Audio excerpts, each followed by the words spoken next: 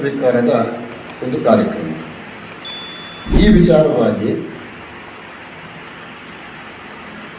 DPR ಅನ್ನು, detail project report, ಇದನ್ನು ಪಬ್ಲಿಕ್ಕಿಗೆ ಎಲ್ಲೂ ಕೊಡಲಿಲ್ಲ. KPC ಅವರು ಹೇಳ್ತಾ ಇದ್ದಾರೆ ನಾವು ಪಂಚಾಯತಲ್ಲಿ ಕೊಟ್ಟಿದ್ದೇವೆ ಅಂತ ಹೇಳಿ. ಆದರೆ ಯಾವುದೇ ರೀತಿಯ ಪಂಚಾಯತಲ್ಲಿ ಈ ಬಗ್ಗೆ ಮಾಹಿತಿಯನ್ನು ಕೊಟ್ಟಿಲ್ಲ. ಒಂದು ವೇಳೆ ನೀವು ಪ್ರಾಜೆಕ್ಟ್ ರಿಪೋರ್ಟ್ ಮಾಡಿದ್ದೀರಿ ಅಂತ ಆದರೆ ನಿಮ್ಮ ಪ್ರಾಜೆಕ್ಟ್ ರಿಪೋರ್ಟ್ಗಳು ವರ್ಷದಿಂದ ವರ್ಷಕ್ಕೆ ಅದು ಬೆಳೀತಾ ಇದೆ. ಆರಂಭಗೊಂಡದ್ದು 4,000 ಕೋಟಿಯಲ್ಲಿ, ಈಗ 10,500 ಕೋಟಿಗೆ ಹೋಗಿ ಮುಟ್ಟಿದೆ. ಹಾಗಿದ್ರೆ ಪ್ರಾಜೆಕ್ಟ್ ರಿಪೋರ್ಟಲ್ಲಿ ಏನನ್ನು ನೀವು ನಮೂದಿಸಿದ್ದೀರಿ ಜನಸಾಮಾನ್ಯರಿಗೆ ಅರ್ಥ ಆಗಬೇಕಲ್ಲ. ಸುಪ್ರೀಂ ಕೋರ್ಟಿನ ಆದೇಶ ಉಂಟು.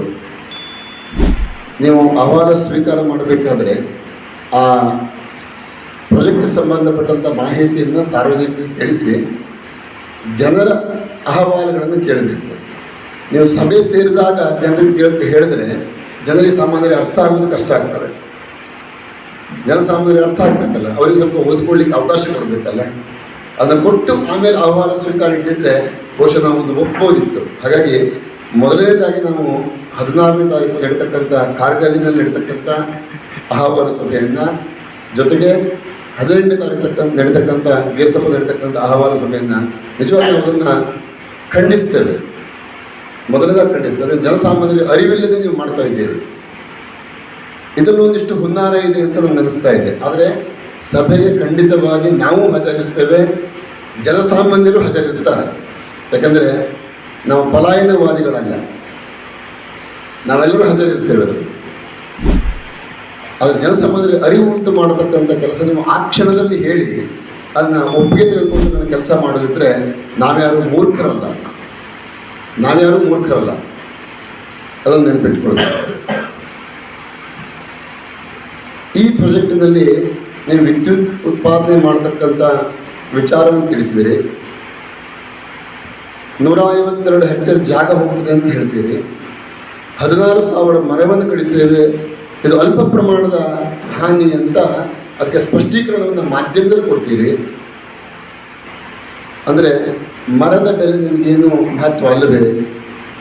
ಸುಪ್ರೀಂ ಕೋರ್ಟ್ ಕೊಟ್ಟಂಥ ಮೊನ್ನೆಯ ಆದೇಶ, ಒಂದು ಮರ ಕಡಿದರೆ ಒಂದು ನರಮೇಧ ಮಾಡದಂತೆ ಅಂತ ಹೇಳಿದೆ. 1 ಲಕ್ಷ ದಂಡ ಹಾಕಿದ್ದು ಬಿಡಿ, ಹಣದ ವಿಚಾರ ಮುಖ್ಯ ಅಲ್ಲ. ಒಂದು ಹತ್ಯೆ ಮಾಡಿದ ಹಾಗೆ, ನರ ಹತ್ಯೆ ಮಾಡಿದಂತೆ ಅಂತ ಸುಪ್ರೀಂ ಕೋರ್ಟ್ ವ್ಯಾಖ್ಯಾನ ಮಾಡ್ತಾ ಇದೆ. ಅಂದರೆ ನೀವು 16,000 ಜನರಲ್ಲಿ ನೀವು ಹತ್ಯೆ ಮಾಡಲಿಕ್ಕೆ ಹೊರಟಿದ್ದೀರಾ? ಆದೇಶಕ್ಕೇನಾದರೂ ಮಾನ್ಯತೆ ಇದೆಯಾ? ಜೊತೆಗೆ ಇದರ ಅನಿವಾರ್ಯತೆ ಏನು? 16,000 ಮರವನ್ನು ನೀವು ಕಡಿಯುವಂಥದ್ದು ಇಲ್ಲಿ ನಿಮ್ಮ ಅಭಿವೃದ್ಧಿ ಕಾರ್ಯಕ್ಕೆ, ವಾಹನ ಸಂಚಾರಕ್ಕೆ ಹೋಗಿ ಬರಲಿಕ್ಕಾಗಿ ಅರಣ್ಯವನ್ನು ಕಡಿತಾ ಇದ್ದೀರಿ ಅಂತ ಹೇಳ್ತೀರಿ. ಪ್ರಾಜೆಕ್ಟನ್ನು ಮಾಡತಕ್ಕಂಥ ಏರಿಯಾದಲ್ಲಿ ಎಲ್ಲಿ ಪೈಪ್ಲೈನ್ ಹೋಗ್ತಾ ಇದೆಯೋ ಅಲ್ಲಿ ಮೇಲೆ ಯಾವುದೇ ಮರಗಳನ್ನು ನಾವು ಕಡಿಯೋದಿಲ್ಲ, ಯಾವುದೂ ಹಾನಿಯಾಗುವುದಿಲ್ಲ ಅಂತ ಹೇಳ್ತೀವಿ. ಅಂದರೆ ಕೇವಲ ದಾರಿಗಾಗಿ ನೀವು 16,000 ಮರವನ್ನು ಕಡಿತಾ ಇದ್ದೀರಿ. ಆಡ್ತಾರೋ ಅವರೆಲ್ಲರೂ ಮೂರ್ಖರು ಅಂತ ನಾವು ಹೇಳ್ತೇವೆ. ಇದನ್ನು ಹೇಳಿಕ್ಕೆ ಇಷ್ಟಪಡ್ತೇವೆ. ಯಾಕಂದರೆ ಇಲ್ಲಿ ನೀರು ವೇಸ್ಟ್ ಆಗ್ತದೆ. ಇದು ಪ್ರತಿ ಮಾತಲ್ಲಿ ಯಾವುದೇ ನೀವು KPC ಅವರು ಇರಬಹುದು, ಯಾರನ್ನೇ ಕೇಳಿ ವೇಸ್ಟ್ ಆಗ್ತದೆ ಅನ್ನೋ ಮಾತು ಹೇಳ್ತಾರೆ. ಹಾಗೆ ಸಮುದ್ರಕ್ಕೆ ಹೋಗಿ ಸೇರೋದ್ರಿಂದ ಸಮುದ್ರ ಜಲಚರಗಳು ಬದುಕಬೇಕು ಬೇಡ? ಅಲ್ಲಿ ಸಮುದ್ರ ಜಲ ಬದುಕಿದಾಗ ಮಾತ್ರ ಲಕ್ಷಾಂತರ ಮೀನುಗಾರರ, ಅಲ್ಲಿಯ ಜನರ ಜೀವನ ನಡೆಯಲು ಸಾಧ್ಯ. ಶರಾವತಿ ನದಿ ಒಂದೇ ಅಲ್ಲ, ಅನೇಕ ನದಿಗಳು ಹೋಗಿ ಸಮುದ್ರಕ್ಕೆ ಸೇರುವಂಥದ್ದು ಎಲ್ಲವೂ ಸಹ. ಆ ನೀರು ಸೇರಿದಾಗ ಮಾತ್ರ ಉಪ್ಪು ನೀರಿನಲ್ಲಿರುವಂಥ ಪ್ರಾಣಿಗಳಿಗೆ ಬದುಕಲಿಕ್ಕೆ ಅವಕಾಶ ಆಗುವುದು ಇಲ್ಲಿಂದ. ಇದು ವೇಸ್ಟ್ ಆಗ್ತಾ ಇದೆ. ಹಾಗಾಗಿ ಈ ನೀರನ್ನು ಬೆಂಗಳೂರಿಗೆ ಒಯ್ತೇವೆ ಅನ್ನುವ ಒಂದು ಮಾತು ನಡೀತಾ ಇದೆ. ಅದು ದೊಡ್ಡ ಮೂರ್ಖತನದ ಮಾತುಗಳು. ಇಂತಹ ಯಾವ ಕಾರ್ಯಯೋಜನೆ ಸಹ ಸಾಧುವಲ್ಲ, ಮಾಡಕೂಡದು.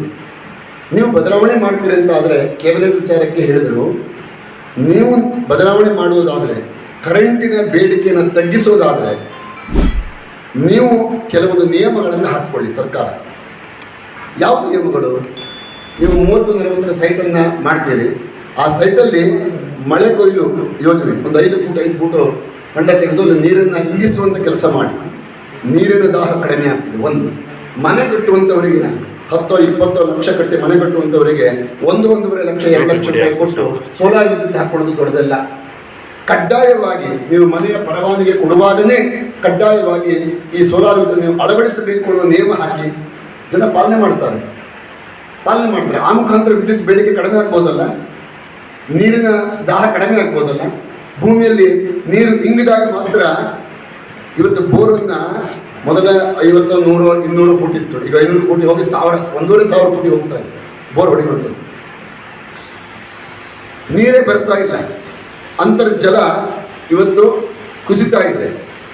ಇಂತಹ ಸಂದರ್ಭದಲ್ಲಿ ಇಂತಹ ಯೋಜನೆಗಳ ಅವಶ್ಯಕತೆಗಳು ಇದೆಯಾ? ಯೋಚನೆ ಮಾಡಿ.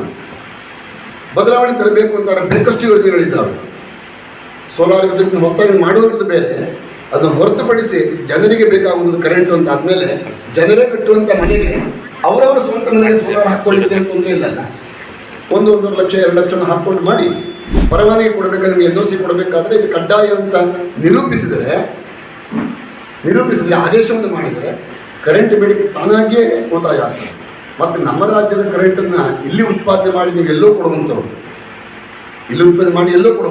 ಯಾಕೆ ಅವಶ್ಯಕತೆ ಇದೆ? ನಮ್ಮ ರಾಜ್ಯದಲ್ಲೇ ಬಳಸ್ಕೊಳ್ಳಿ. ಇವತ್ತು ಮಹಾರಾಷ್ಟ್ರದಲ್ಲಿ 14,500 ಮೆಗಾವ್ಯಾಟನ್ನು ಪರ್ ಡೇ ನೀವು ಪರ್ಚೇಸ್ ಮಾಡ್ತೇವೆ ಅಂತ ನೀವು ಲೆಕ್ಕ ಕೊಡ್ತೀವಿ. ನಮ್ಮ ರಾಜ್ಯದ ಹೊರಗಡೆ ಯಾಕೆ ಕೊಡ್ತೀರಿ? ನಮ್ಮ ದೇಶದ ಹೊರಗಡೆ ಯಾಕೆ ಕೊಡ್ತೀರಿ? ನಮ್ಮ ದೇಶದಲ್ಲೇ ಬಳಸ್ಕೊಳ್ಳಿ. ಆ ಮುಖಾಂತರ ನೀವು ಇಂತಹ ಒಂದು ವಿದ್ಯುತ್ ಬೇಡಿಕೆಯನ್ನು ತಗ್ಗಿಸಬಹುದೇ ವಿನಃ ಹೊಸ ಯೋಜನೆ ಮಾಡುವ ಮುಖಾಂತರ ಮಾಡಬೇಕಾದ ಅಗತ್ಯತೆ ಇಲ್ಲ.